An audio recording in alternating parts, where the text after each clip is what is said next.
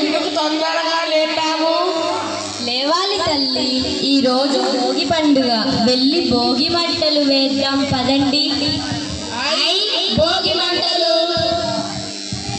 రండి పిల్లలు రండి, భోగి మంటలు వేసుకుందాం.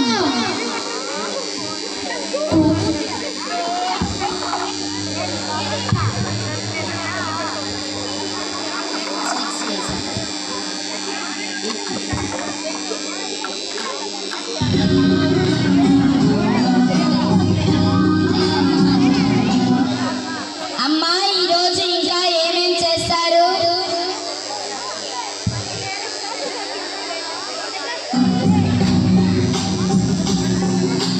భోగి పండుగ చేద్దాము, రేగు పళ్ళను పోదాము. భోగి పండుగ చేద్దాము, రేగు పళ్ళను పోదాము. రేగు పళ్ళే భోగి పళ్ళు, భోగ భాగ్యములు ఇచ్చే పళ్ళు.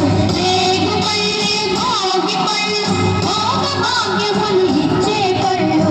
భోగి పండుగ చేద్దాము, రేగు పళ్ళను పోదాము. భోగి పండుగ చేద్దాము, రేగు పళ్ళను పోదాము.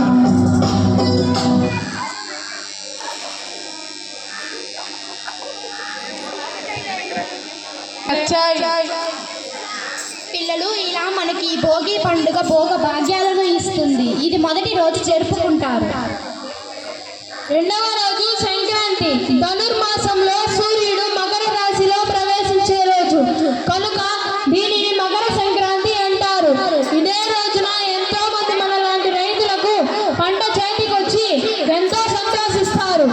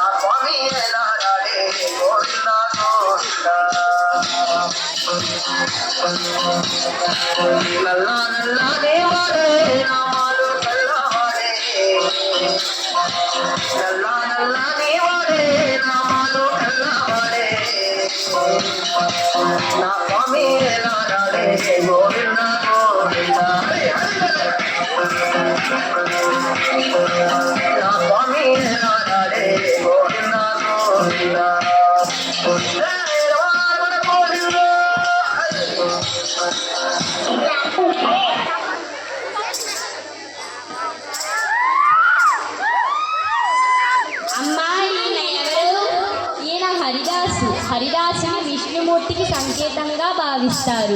తల మీద ఉండే గున్నెను భూమికి ప్రతీక అని చెప్తారు.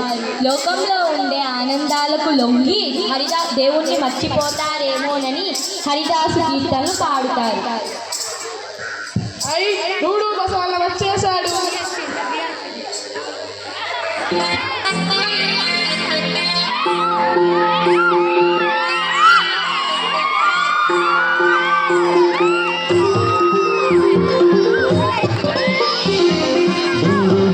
బసవన్న ఒట్టు బరండి బసవన్న, డూడు డూడు బసవన్న ఒట్టు బరండి బసవన్న. అయ్యగారికి దండం పెట్టు, అమ్మగారికి దండం పెట్టు. అయ్యగారికి దండం పెట్టు, అమ్మగారికి దండం పెట్టు. కోటి లాభాలు కలగాలండి, కోటి వెల్పులా దయగలగాలి.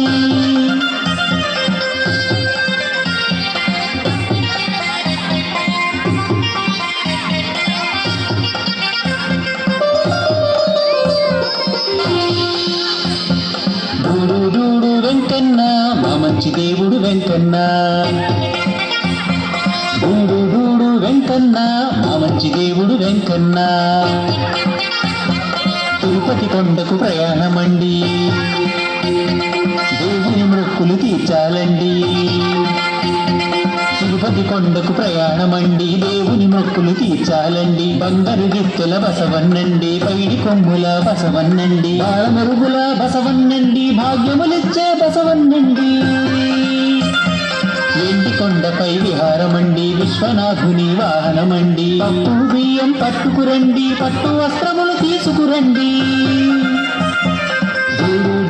బసవన్న దొడ్డగ రండి బసవన్న గూడు బసవన్న దొడ్డగ రండి బసవన్న.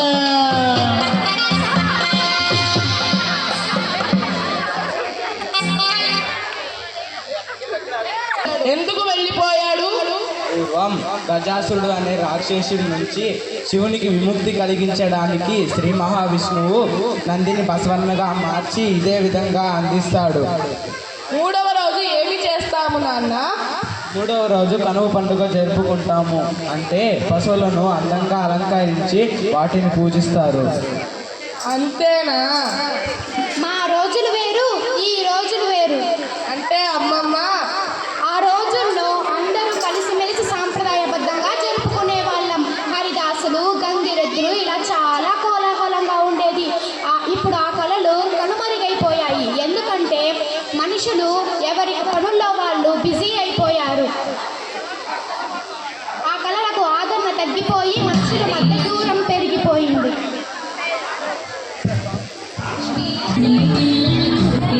చేతున్యాలయ్యకు